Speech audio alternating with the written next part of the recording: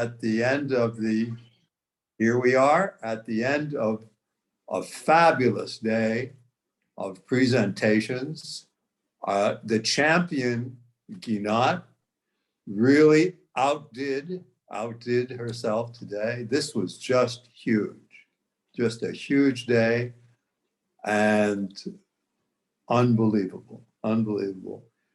Well judged for the topic, of course, the traditional responses to the world upheaval. And very, very, very big presentations by Bill Speer, by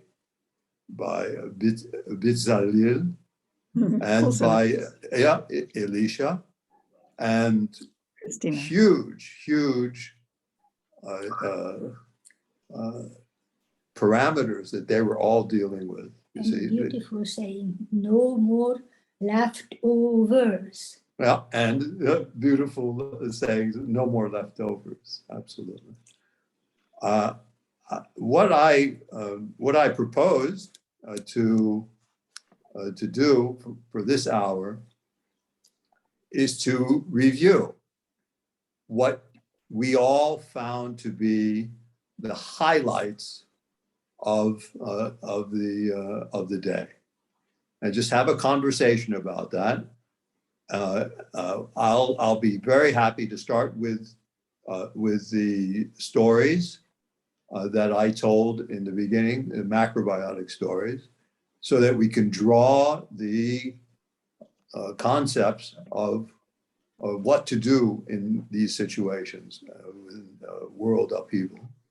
I'm going to tell you a fourth story. I told 3 macro stories in the first hour. I'm going to tell you a fourth story now.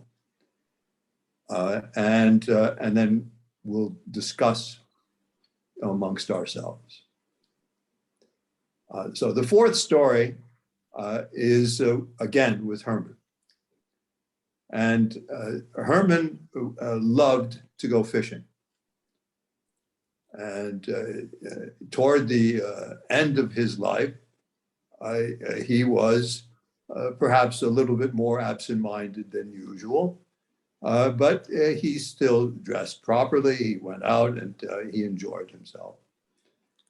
But one particular day, he was so entranced with his trip to the river that he failed to see the warning signs pasted onto the trees, that there was going to be an overflow release from the dam at such and such a time, and people should not be swimming or fishing in the river.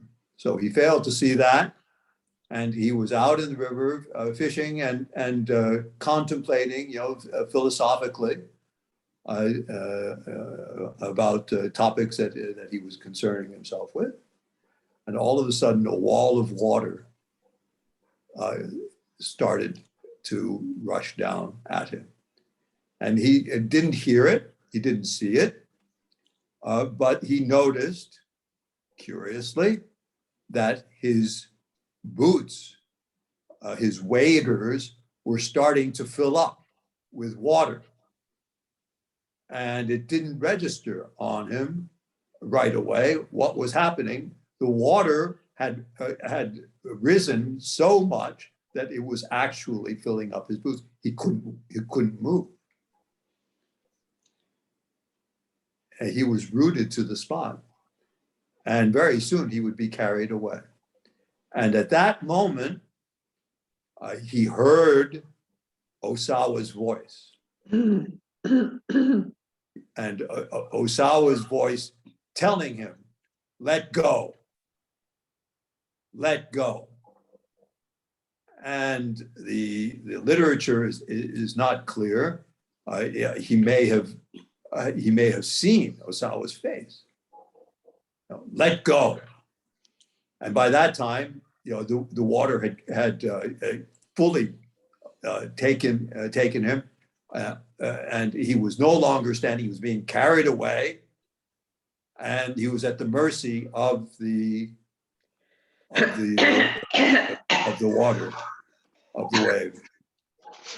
And all he could do was let go. And of course, he had to go through all of the people that he felt that he needed to say goodbye to. And he went through them one by one. And he said, but I've already said goodbye to all of them. But he still did it. And somehow the water took him to the shore and wedged him up against the shore. And a passing driver saw what had happened and was able to stop and rush and drag the semi-conscious Herman out of the water and get him up on the dry land. Herman was unable to move, and he had let go of everything except his fishing pole. Later, when he told the story, he said he let go of everything, but he still had his fishing pole. So that is a very important detail. The man who had rescued him called 911, told them that there was a surviving fellow, elderly man, on the shore at such and such a place, and left Herman there because he wasn't going to involve himself in any official investigation. And the EMT came, and they found Herman all right. They took him, and then able to reinvigorate him and get him back to rights. This story about letting go is the fourth story, is also Buddhist. And my brother teaches meditation in the local jails where he lives in New York. And this is a central part of his practice, you see, and what he teaches. It's a Buddhist meditation and letting go. What did we hear earlier? The out breath is more important than the in breath. The letting go is much more important than taking in. Who was it? Who told us that? We're going to remember who advised about the out breath. That was And could be. I think so. Yeah, I think so. And here this is the same situation in a Buddhist meditation context, that the breath is one of the focuses of Buddhist meditation. When you're in a life-threatening situation, the bottom line, it's important to make a focus on your breath and on letting go. And your waders are completely filled with water. You are off your feet. You are at the mercy of the river. There's no telling where you're going to end up. The best thing to do is get yourself ready and just focus on your breathing and let go. That's the fourth story.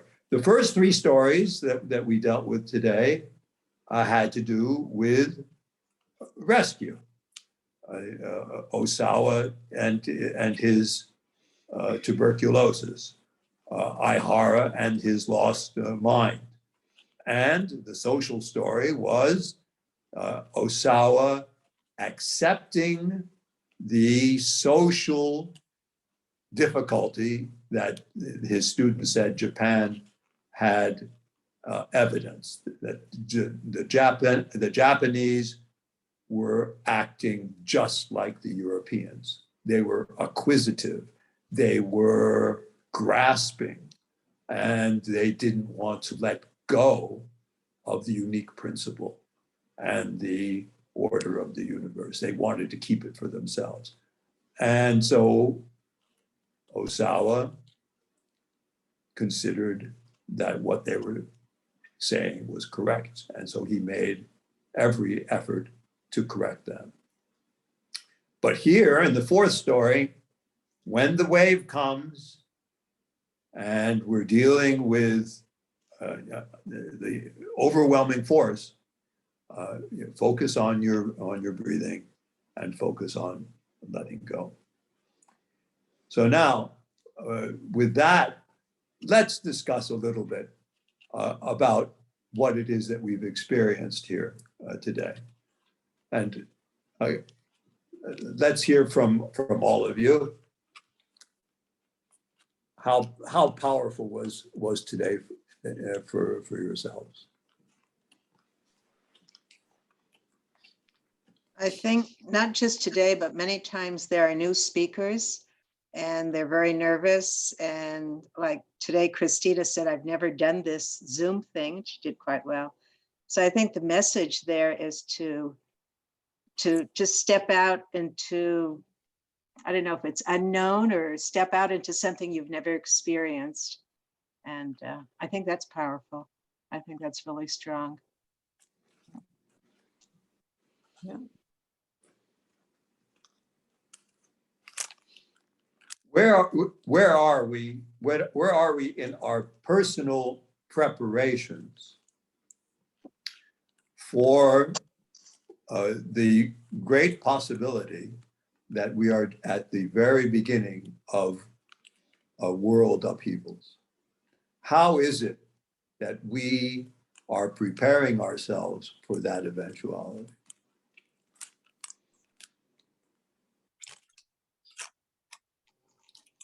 Where's that? Trish. I might just, as Clara said, just jump in without being practiced. I would like to tell you that what I got very strongly about today's presenters and presentations is how we little individual, we depend on each other as a community to do anything that is needed to be done, as Michael says, in eventuality of difficulties. And with that one, I remembered the book on Ishi, the last Stone Age California native. The book was written by Richard Burial, and he and his colleague from Berkeley, as anthropologists, they took care of Ishi at his last time of his life. But the story was very important for us because Ishi actually ended up in Oroville, California, in a slaughterhouse. And what happened to Ishi was that because technology came to California, his tribe lost their livestock. They lost their staple food as acorn that they made their breads out of in summertime, autumn time. And whatever happened to his people, it is sad enough to say it was tragic. And he remained all by himself. And when he was asked his name, he said Ishi. And Ishi meant man. He did not have a name because he got his individuality, his name from his community. And because his people were gone, he did not have a name for himself. And this is something that when we are talking about what can we do, how can we face the unknown and the difficulties, is that we can only face it as an individual, no matter how smart, no matter how dedicated we are. Everything is happening in a communal sense. So this is what I really felt in my soma that the most important thing is to focus on, and not only for ourselves, but especially for the new generation that comes. And of course, saying the other side of macrobiotics, she ended up at the university at Berkeley and eating the regular diet of white bread for the white man. He did not make it too long before he got pneumonia, and then he passed. The last Stone Age as well. So focusing on food as well as nourishment for the soul, it is very important to keep macrobiotics in focus for us and try to have other people have the similar things. And I remember coming from a very small community when I was born. We went to school, the children together, one after the other. We met each other on the street and then we just joined to each other and then went further and further. And we always arrived by the time that was needed. But our parents told us that if anybody is standing outside the street of the neighborhood, we have to say, oh, you are standing. And, you know, being who children they are, I said, my mom, I can see, why do I ask? And my mother said, it's not what you are asking, but how they are answering. If they are okay, they will say everything, you children, how is everything? But if they are sick or if they are angry at your parents or yourself, say, yeah, I'm standing. So the communal sense, the touch, not enough just to have, say, here is a teddy bear for a child, but the very, very tangible and real sense, say, because the brain can run away with, you know, us, and we are very smart, but very simple thing, you know, that is what we need to focus on. And macro is doing everything from the ground upward, you know, the mechanical as the first one, and then the sensorial, the emotional, comes, and then we arrive, hopefully, we arrive for that matter of you know, enlightenment, you know, but enlightenment for all, okay? Because one enlightenment is just one enlightenment. Yeah, and I'm very, very thankful for today's day. It was keeping us thinking very seriously. Thank you. Yesterday, I was taking a walk in the neighborhood by myself, and there were about 4 or 5, maybe 12-year-old girls on bicycles coming in the road on the street. And I looked at them, and the one in the front said to me, "And how's your day going?" It was really interesting. I was just really surprised that kids that age were connecting that way to somebody they didn't even know. So it's like what you're talking about what happened in your village. Yeah, this is what Maria described was the old way of greeting from the children, from the school children, to the people who were standing, you know, in their courtyards or on their doorsteps.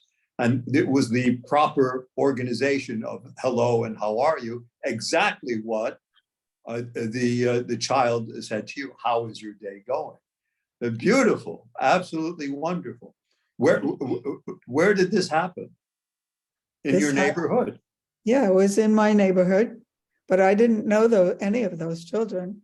Right. Yes. That's beautiful. Yes. And you see, children by nature, they are sensitive to it. We just mentioned the Pema children, the Buddhist teacher, and her book is titled "The World is Burning, How Do You Do?" You know, and the children, they are coming from this as, how are you? How are you? Well, my first thought that came up when you were asking, how are we preparing? I was thinking about, okay, I could create a garden so I could have some of my own food. And then the immediate next thought was water. How, you know, I live in a city. I live at the top of a cliff that takes about 30 minutes to walk down the trails to get to the creek. So I could go down to the creek and bring back water, you know. and so could any of my neighbors, So, and yeah, and we had a disruption of our water a couple of years ago in the winter with an ice storm here, and everybody was helping everybody else.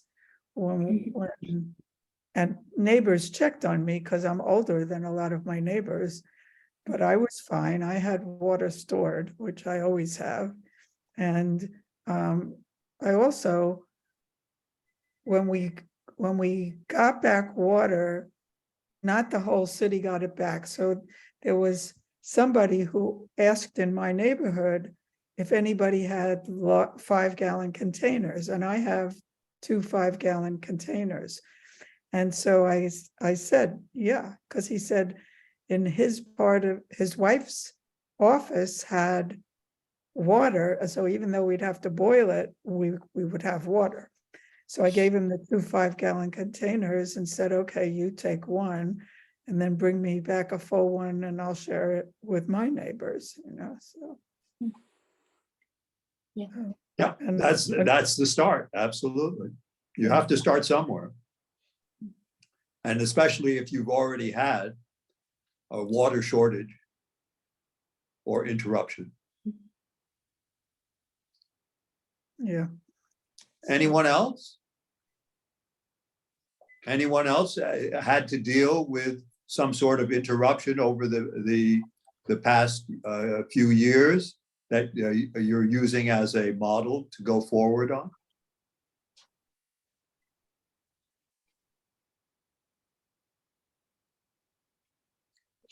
Here, we are in the official middle of a drought. This is Central Europe, Central Hungary. This is what's called the Pannonian Basin. The air mass from the Mediterranean, from Croatia, reaches up into this part of the world, meets the dry, cold air from the north and from the east. And usually we have a lot of precipitation, directly above us. This is a very good growing area for wheat, especially. Ukraine is next door. They have the same situation. But over the past years, it's been developing. We're getting drier and drier. And now this year, the Meteorological Association in Budapest formally announced that we're in the middle of the drought. So we take that as a cautionary note. And we have to prepare accordingly. If we have anybody on right now from Australia, they can tell you that they have a very, very dramatic situation there. So, I think they'd be asleep by now.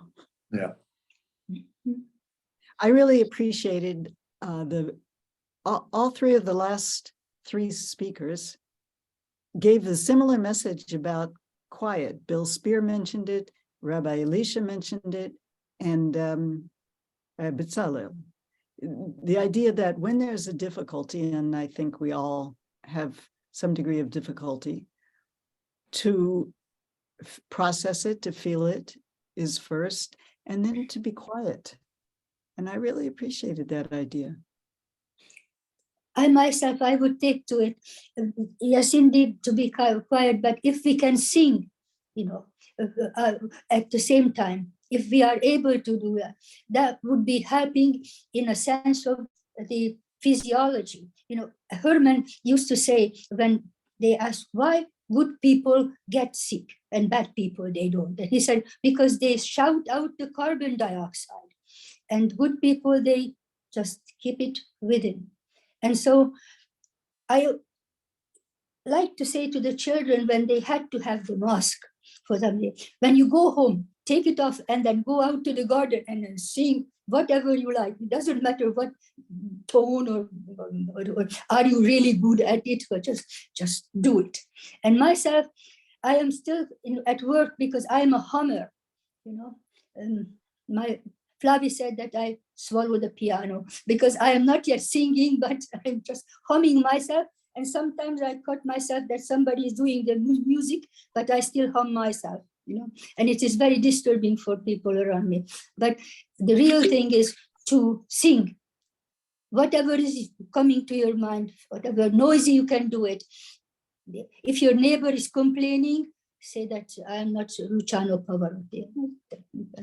So, yeah, but that helps to exhale the tired air. You say, yeah. It doesn't take away the fact that we have to do more exhale than inhale, or it is more important, but conscientiously just take it out. Because again, it's not me, but Herman said that cancer is the same kind of cell production as like when we are in gestation for 9 months, except without direction. And so this undirected movement is due to acid condition in the body.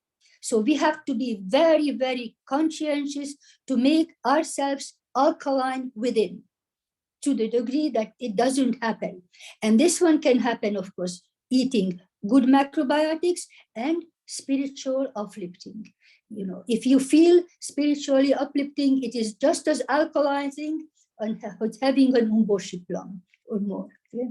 So this together is important to have that singing at good times. Speaking about umboshi plums, does anyone have a collection of umboshi pits in their refrigerator?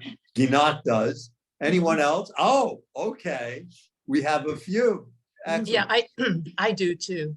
Wonderful. And Yeah. and the rest of us who are not yet doing umboshi pits, maybe you'd like to trade notes among yourselves why it is a pastime that you may enjoy to pick up. Mhm. Yeah. So why are we collecting umboshi pits? I thought you meant, As Maria just explained to you, the sucking on an umboshi pit can be terrifically alkalizing. Mhm. I have two things. One, sounds like laughter is also, right? Oh, Fast yeah. exhalation. Oh, yeah. This is totally off topic. Mike, I just have to ask you, why is your accent so American? It's so, did you grow up here? See this? It's a very good accent. I can. Why do you have a location for the accent? Well, I'm from Massachusetts, so I don't know. Okay. But it sounds very fluid and relaxed English. Oh, and I had the chance to live all over the U.S. So you didn't grow up here? I did my basic training in Texas. I even have you see that kind of influence from all over the world. But of course I had some responsibility for being understood. Being understood as some sort of broadcast, you see, like that. So that's what you're hearing, and nothing exceptional. It's just a focus on the pronunciation. No, it's good. It's natural. you should hear the Hungarian.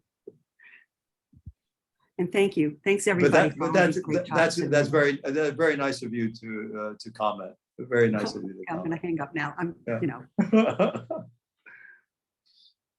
I've loved everything that has been said today. Thank you. Unmute. I have to tell you, as a result of the conversation that was happening last month, and you're kind of demystifying making sauerkraut, I made my first sauerkraut. Hey. And it's delicious. Hey. I made it with caraway seeds and It's fantastic. I did an experimental in just 1 pint, a half a liter. And the next one I'll make a quart. We are so excited for you. We're so excited. That's, the first step for a wide-ranging investigation. And the longer you keep, the better it is. Do you like fish? Yeah. What we did one year, we went out, we got some Icelandic Icelandic herring.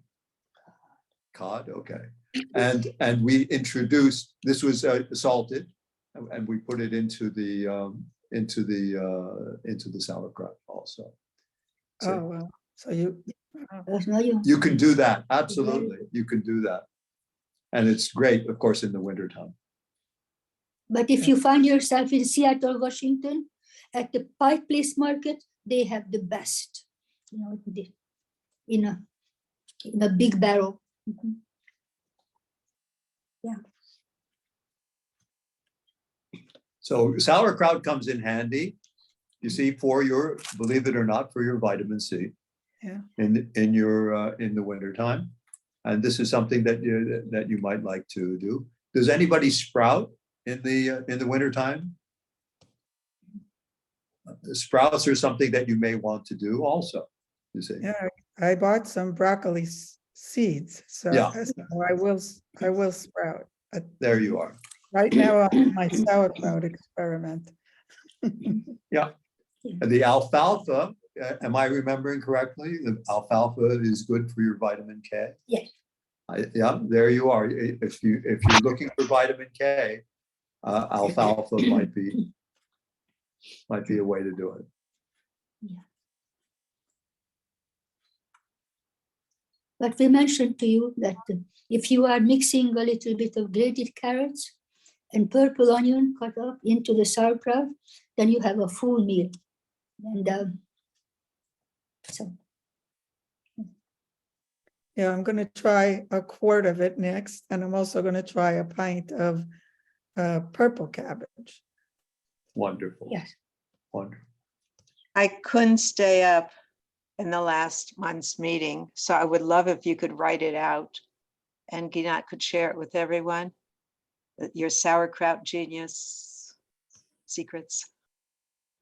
Is it to us? Yes. Yes. It doesn't register. Oh, that would be really nice. This is all trial and triumph. You see that how you are making your pickles, because it is something that really macro, that your own environment has many of the ingredients, and even the air. The air. Yes. Sensei Muramoto, when he was asking about how to make bread, he said it is a little bit of flour, a little bit of water, salt, and you're wanting it. And so that's very much due to the sauerkraut. And I am very emotional about it because as a child, we had a wooden barrel with a screw, as it was. And my sister and I, when we had to do a very serious leg washing, very serious leg washing, it meant that we are about to make sauerkraut, because my father was doing the shaving of it into a big, big dish. And then my mama was taking the BBB, bay leaf, black pepper, and birch, which is quincy apple. That's what we took into it, as it was. And so she was spreading it, and my sister and I, we had to dance on the top of it. And they said, when the water comes in between the two toes, then you are doing the right thing. So we just did it very hard. The only thing was with this kind of sauerkraut making that we actually finished this giant barrel with a screw. It's exactly like the wine press, right? By Easter. Otherwise, it started to get very smelly, and the foam, the white foam, it had to be washed off from the wooden pieces every second day to keep it still fresh. But the taste is like none other. Now we have a ceramic keg, but it is good, but it is not the same, So maybe one day we will have a big one, because the dish is still around, so we will like it. But as far as taking the myth out of sauerkraut making, truly, you have your nice cabbage, hopefully the bio, I think. So, or if not, just take the top leaf off, because chemical doesn't really go deeper if they spread it. And make sure it is not frozen, because this year Michael and I, we had a story, because it was too cold for one thing. Because nowadays the vegetable growers, they start to save everything if possible. So be sure that if it is not you who cut it, then make sure that they are cutting it in front of you so that you can save. And then you have a handful of your salt, and then very little. You are shaking, taking it, and then rub it a little bit so it is pliable, and then make it bang, so that at the top of your dish, you will have a little bit of liquid already. And then if you make a small amount, as we said, you have a glass jar, and you have to have another little jar or glass that is full with water that goes on the top of it. And it seals and presses, and no time you have a wonderful sauerkraut. So that's it. And you will see, oh, I did too much salt. Then you have to wait longer, because it will get together. We'll see if we can put a little note together. We'll send it to Ginat, and to get your cooking club started in that. Yes. All right. Yes. Yeah. And the three Bs from this part of the world. One is bay leaf. The second one is the black pepper, and the third one is the quince. Yes, but as you said the Caravan seed. I mean, it is like a little bit like coleslaw, if you have it with the Caravan seed. So Caravan just seed is delicious. And I'm going to tell you what I used at the top of my jar to keep the sauerkraut down. I have a glass weight that I bought.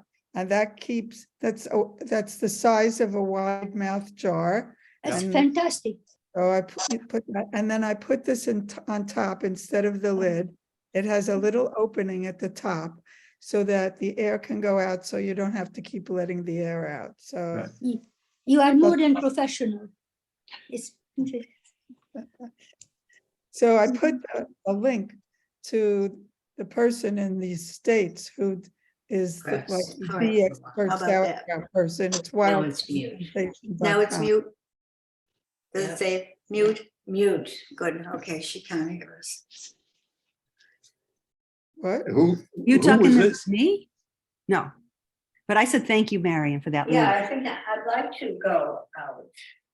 Who's that? Me too. Let's go. Let's dress along.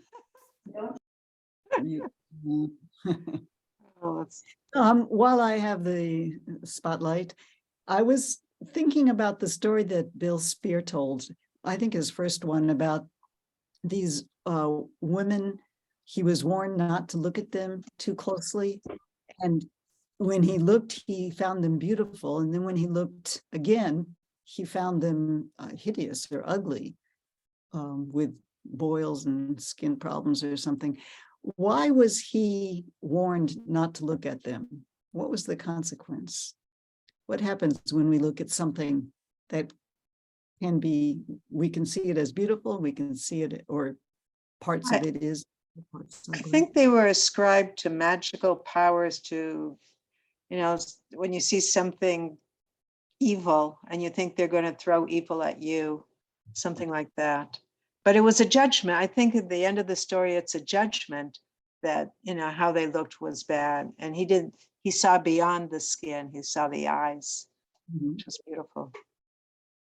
So that the bad is, or the evil is scary or is powerful? It's fearful, and you could ascribe anything you want to it. It's powerful. It could send you bad luck. It could, you know, jinx you. I don't know. You know, all these wonderful stories that could be built up.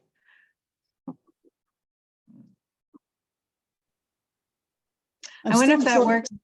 I was going to say, I wonder if that works in the opposite way. You see something beautiful and you take from it that it could give you blessings, or it could make you grow, or, you know, I think it could work both ways.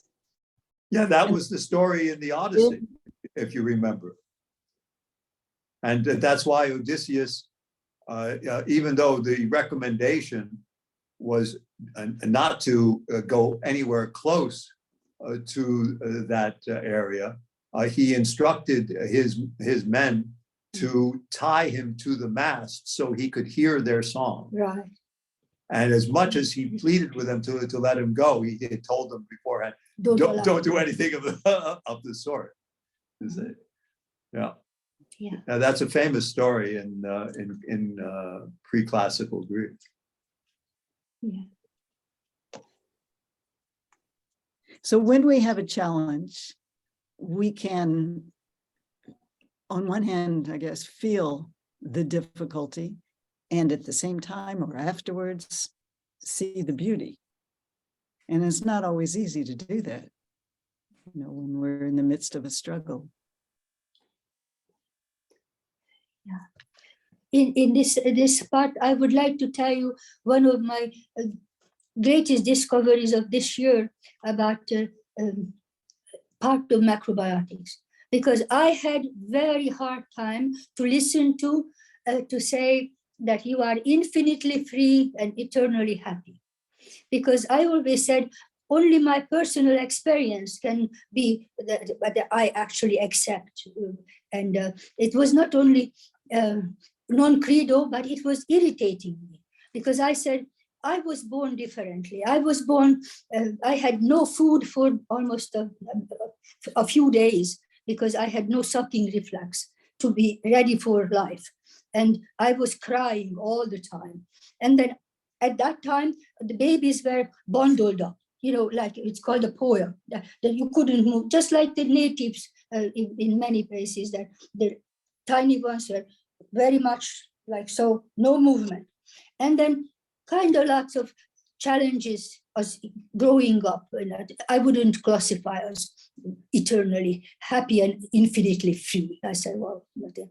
And so this year, I find out what this meaning in a sense of macrobiotics, because I learned from Claude Bernard, whom I would like to know, but not yet know, that he classified life forms as so, and the third one is being free and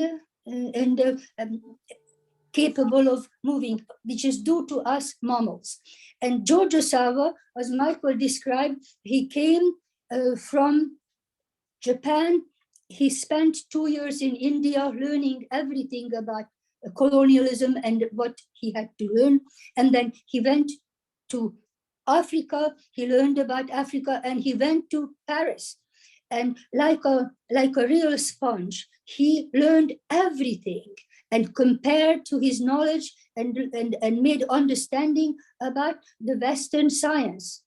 And Claude Bernard was one of the most eminent scientists, biologists, who was learning about life and life forms. And so this phraseology is not to make that Maria was not free because she was bundled, but Maria was free as a mammal, as a human being who is capable of moving. And the problem today is that the further I try to move, the more close I become. You know, I don't yet go to the Mars, but I know that whoever went up to space was in a capsule, and as a human being had to be, you know, the case. And with a vehicle, we go very far, but we are in a small environment inside of the cars. So this was one of the things that made me a little bit easier on certain matters, because as I said, I felt it was kind of not even sarcastic, but not fit to my experience to say that I am infinitely free. I mean, yes, I am, because the latent life what is describing is like a rock. The rock cannot move, and I am not yet at that point. So that was that I share with you. Okay. So it is indeed good to have non-credo, or you know, being trying to figure out for oneself at the same time. But to bring together all of what we heard today, it is a blessing, I have to say. Thank you so much. Okay. Yeah. Next month, the forum is on January 1st, and our topic, of course, has to be predictions. So within a macrobiotic framework of understanding, we're going to talk about what can we anticipate for the coming year, for 2023. How can we use 9-star key, or use 5 transformations, or use intuition? Or I've got 6 speakers, everyone with a different method of how we're going to relate and anticipate the coming year. Yeah, it is needed, very needed. This time in Hungary, we are trying to look for guidance for the BBC weather forecast, and it is very approximate. I have to tell you, very approximate. This time of the year, we needed to have at least 70 centimeter snow cover all over. And now we have 1.20 meters, absolutely green and flowering white mustard in the garden. So after what Michael described, having a drought, you know, the vegetation, when they got a little bit of moisture, everybody sprouted up from the dry sprout that went down. And so it was not yet a true freeze at this time of the year, middle of December. So I found something on Facebook which sounds amazing. It's basically a kind of condensation. They make water from air, and they've made it like in huge quantities. I posted the link. If should I send it to you privately, or how do I do that? It's called Water Gen. Water GEN. Water Gen. I'm going to make a note. Yes. Yeah. Okay. Yes. That should be fun. Yeah. Yes.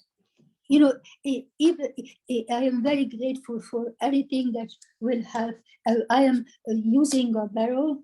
We are, yeah, not I am, yeah, and try to make nettle. We are Nettle water. nettle water to have more nourishment for out of smaller amount of moisture, but always very careful to see the great inventions when it seemed to be working for something. I always say what a beaver was doing for the Columbia River, a family of beavers, what we humans we did with the man is a different story. So when we say, okay, we can get water out of the air with some method, I mean, and then is it coming from the neighborly village, or is it something that makes the H2O prevailing and then it falls off? You know, it is very interesting, very interesting. But the news was that we did not have a way, except Michael did watering by watering can, but those in bigger farms who did watering, they did not have more yield either. So we need to take care of the global warming and the environment as much as possible, that's for sure. Because, yeah, it might help. But this one definitely. It's worth it. Oh yeah. Oh yeah. Oh yeah. It's becoming, you see, more and more a Mediterranean type of climate. But Michael said this year it was middle California. Yeah, It was Central not California, Mediterranean. no longer coastal. And what we feel is in our bones and in entire soma is that the north pressure, the pressure system that would come from the North Pole is too weak. So everybody can come into the Carpathian Basin from the Mediterranean, especially the prevailing is coming from the Baltics, but no Siberian cold that would make the snow. You see, everything is coated. And this year we did not have the wild geese in V shape, what is so Migrating. migrating. I mean, they were a few. We have maybe no idea where they went. So they probably stayed because it was too warm there. So they did not feel like they have to go. There were no, I mean, we used to have all that flock Squawking. every day is just All squawking the by squawking. and no squawking, no Yeah. squawking. So, and when we hear that the ice is melting, I mean, this one is real. It's real. Yeah. So these are the things that are happening here, and you know, we look for snow. We haven't seen snow. We're looking for some sort of precipitation. We're not seeing the precipitation, and the growing season is completely different. This year we did not have one butternut squash. No, you remember, Clara? I Usually, did show it to you before. usually we have, you know, the most production of our squashes is in the butternut. You know, sometimes 30 or 40 butternuts, you know, out of our field. This year, not one. Yeah, Unbelievable. yeah. We have one tiny one here. That is a Japanese. I will show it to you. Oh yeah. Oh. Maria brought in a little Japanese pumpkin. Yeah. Was this because of the pollination due to lack of bees? No, drought. I think it was more the drought. Okay. Oh, This is a Japanese pumpkin. Yeah. You see? We're going to find out. You know, It is a yellow flesh. Yeah. You will see. Yeah. So well, can you water your garden? Can you take buckets of water to the garden? oh yeah, I was doing 400 liters. But the conditions were just inhospitable. Oh, and this year we are about to have a very no-tilled kind of garden because there is no way to plow. Okay, and everything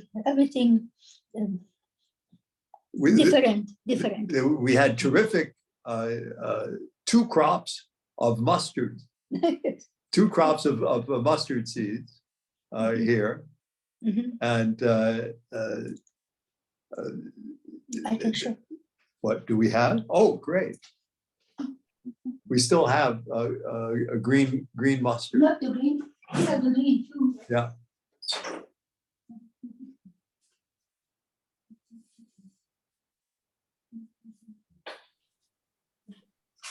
The green mustard is in the water. Okay. So this is a little bit of everything. We have a little bit of chickpea, Chickpea. and we have a little bit of mustard as well. Yeah, and this is what Alex would be making a commentary on, Alex Jack, because I want to show it to you. He said that the difficulty with the modern crops that they don't have those antennae. Can you see this all right? So this was in the neighborhood. I picked it up for that sensor to show that this is not the weed that is supposed to be growing in here, because this one is only for the big yield but doesn't have the Commercial, nourishment commercial, inside. commercial grade. Yeah.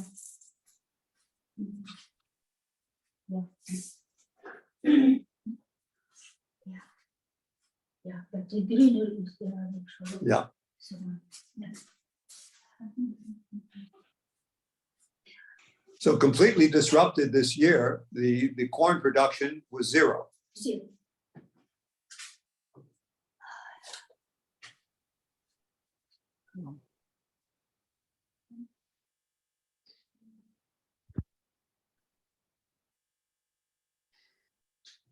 Gabo, who's also on, she had the same experience.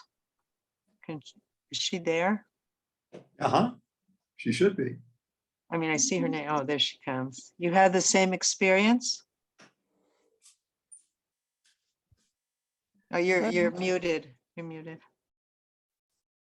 so I had the this same one, experience, of course, during the summer. But the Come on. fantastic thing is that we had really such an incredible autumn afterwards. Exactly what you are showing there. This year was the first time that I made my own seedlings of cauliflower and broccoli. And they brought some yield. And I'm so happy about it. It's such happiness to eat your own garden cauliflower, which has always been an industrially produced cauliflower until now. And the difference is huge. And the fact that you pick it and then you take it into the kitchen immediately. I have no words to describe that. Right now I have the lantern on and I'm peeling and cleaning quinces, by the way, and apples, and make a puree. But just going back a little bit to preparation and what the drought caused. You say there's no corn, and I thought, yes, so people will think twice whether they will keep any more poultry, whether they're gonna raise pigs. And we decided to switch to completely plant-based eating last December, a year ago. And ever since, every move related to food that is happening around us makes me feel like we did it in time. We did it not because we were forced to do it, we did it by our own will. And it seems to be such a good decision because all the difficulties and narrowing related to food seems to affect first the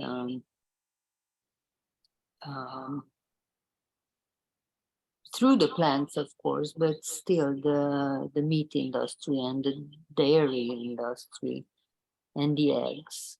So this was the point I wanted to make. It's cautionary. Want to call it that? So this one is from the garden at the moment, and this is about to be a very first time we try to pickle or say this, make it salted, but at the moment it is soaked in water for 2 days, and this is very fibery. Chinese chrysanthemum. This or is Japanese. this is the mustard, and this is a little chrysanthemum. Yep. Yeah. This is the mustard. This is the mustard, but this is like 1.5 meters tall, and just pick the top part. You will see. Yeah, and we are trying to dry the chrysanthemum. I wish.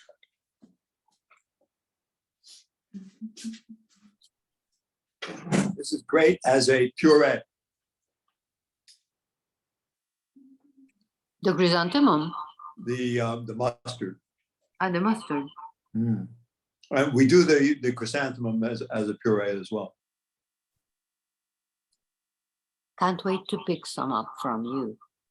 No. Michael, I wanted to ask, going back to the corn, you said Yeah. there was no corn. Can you get, well, do you get imports of corn to the country? Well, I'm sure that they're doing something of the sort, but all of this is cautionary from our side, you know, and exactly what Gabo says. If the corn is not available locally, and you have to import, it's going to be very expensive to feed to your livestock. It's going to be prohibitive if you have to do that. So we have to see how much of the country is affected. But this is the chrysanthemum that is drying in a very primitive method we have. We have a heater and then we just take it on the top and this. So, but as far as the corn, the most difficult thing is when you have shortage and you have this distribution out of your hand, is that this is the time when the genetically modified crops are just sipping in all over, and no stopping, because people say, oh yes, I need it, and then I don't ask where it is coming from. And at this moment, I don't say black market, but the way how things end up in here in this small place, you know, where you know, it used to be like self-supportive, and so the grape is coming from Africa, the apple is coming from Poland. We don't know why. We have our apples, but they just such thing. And They're not the EU. Because they produce it more efficiently and they can sell it for cheaper. And that's the market logic. That's the with the traveling time and all, it is ending up the same, except it is not what the Japanese people were so careful about. They said that the rice has to be Japanese in Japan. And it happened all the way until the tsunami. That was the first time that they actually had to accept grain from abroad. But before that, the crop was Japanese and not anymore. And so at the moment in Hungary, where it used to be the place of the wheat, just like the Chernobyl in Ukraine, where the most wonderful wheat was produced, you don't know where is it coming from. And because the price is so unpredictable, the growers are tempted to say, okay, I keep it for another year before I take it to the market. Okay, so it is fumigated. It is chemically, of course, to make sure that there is no mold, which is already there. And then at the mills, it has to be bleached out to be white enough, and so on and so forth. So the bread that comes to us now, like the Santa bread, it is almost becoming symbolic. It's not food for them. Oh, that's a great idea. Okay. Yeah. And I am not. This is a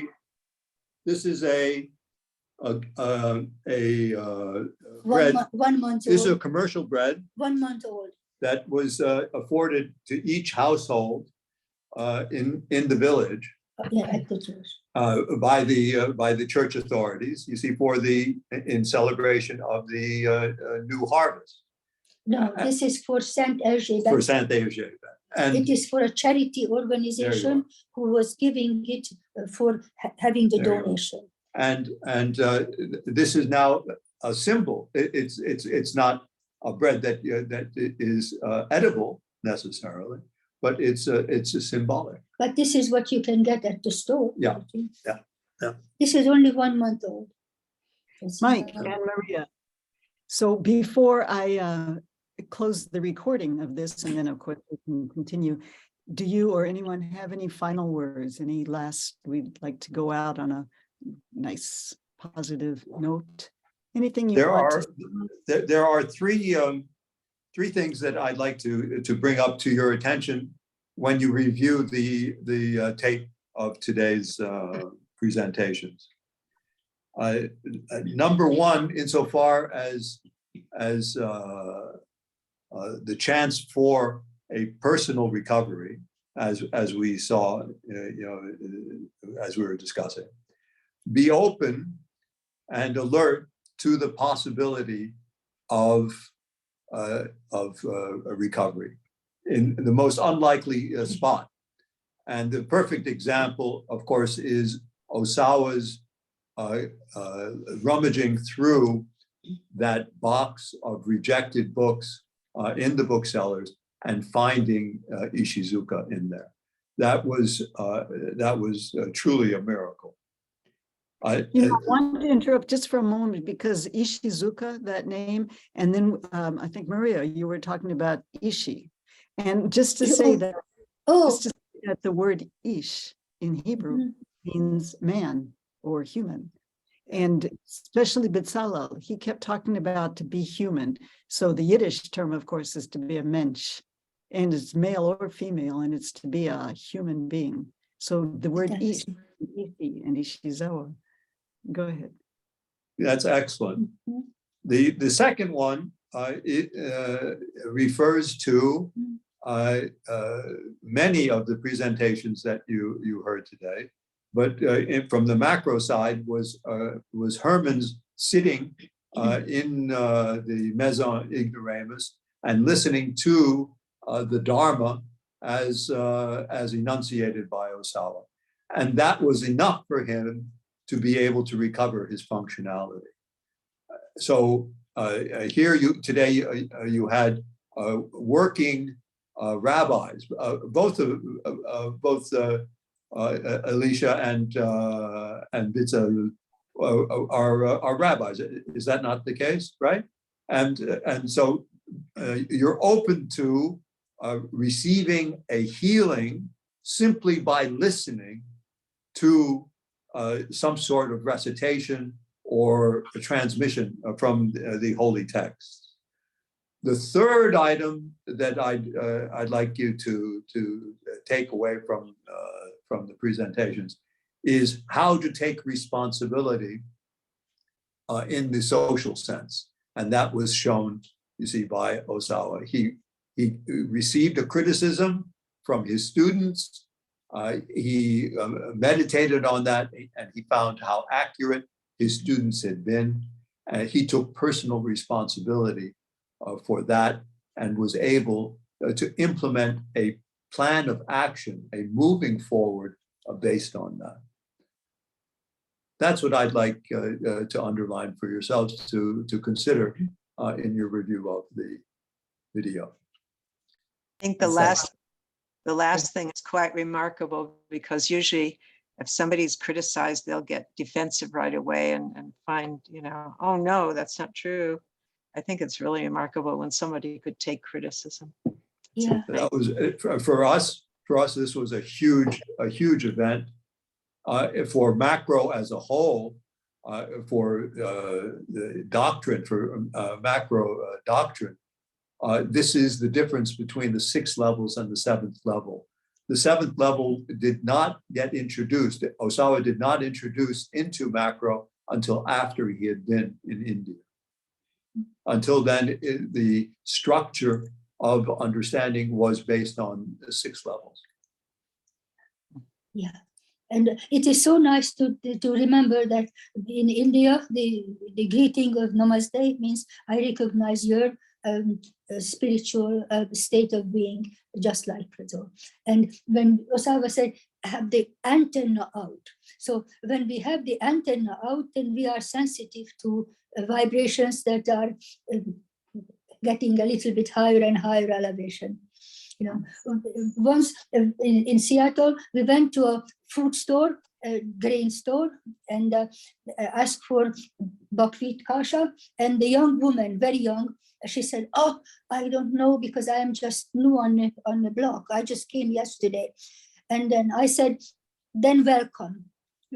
And that's sweet. And then she looked at me and then did not say anything, but very mesmerized. And my Flavi, she said, Mama said welcome, because they always help me out with my accent. And we thought that it was the accent that did not work. And then she said, and then again, welcome. And then she said, oh, I'm so sorry. I was so scared that I would be not kept on the job, that this was completely empty in my hand, that somebody can say to me, welcome, when I did not know what to do. And so indeed, we have to have the antenna out and we have to have the vibration to put out. And that's what, definitely. And today we had lots of vibration, even though this is not a hand to hand, but a person. Yes. Yeah.